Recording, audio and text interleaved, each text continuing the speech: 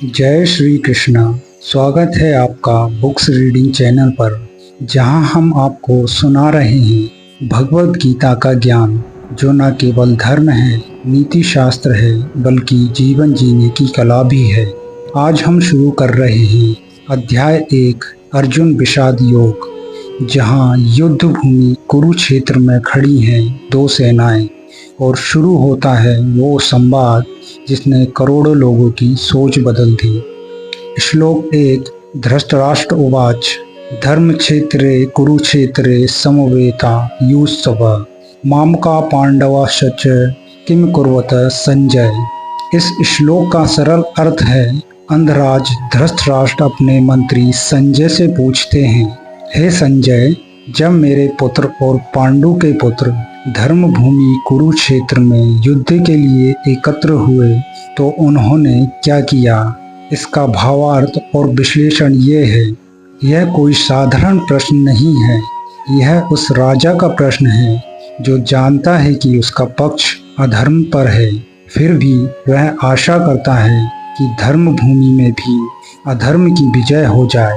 धर्म क्षेत्रे कुरुक्षेत्रे, यह शब्द बहुत कुछ कहते हैं। यह युद्ध केवल धरती का नहीं, यह मन और आत्मा का युद्ध है। धृतराष्ट्र अंधे केवल आंखों से नहीं, विचारों से भी हैं।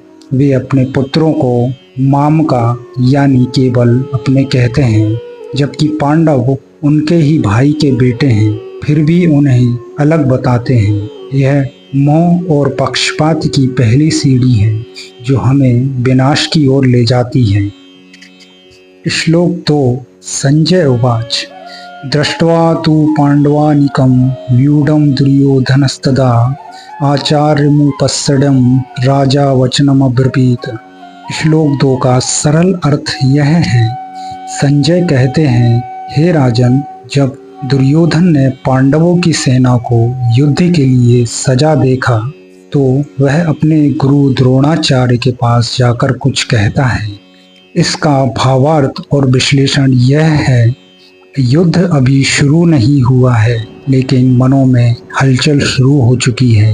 दुर्योधन डरा है, पांडवों की सेना देखकर वह विचलित है और वह उस गुरु के पास जाता है जिसने पांडवों को भी शिक्षा दी है। यह मनुष्य की स्वाभाविक प्रवृत्ति है।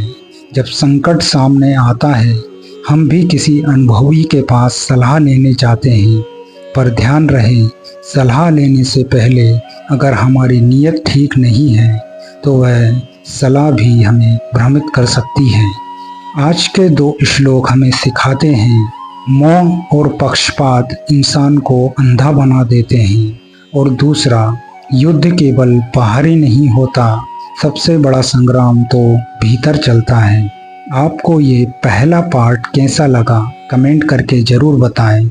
अगला पार्ट लेकर हम जल्दी वापस आएंगे। जय श्री कृष्णा।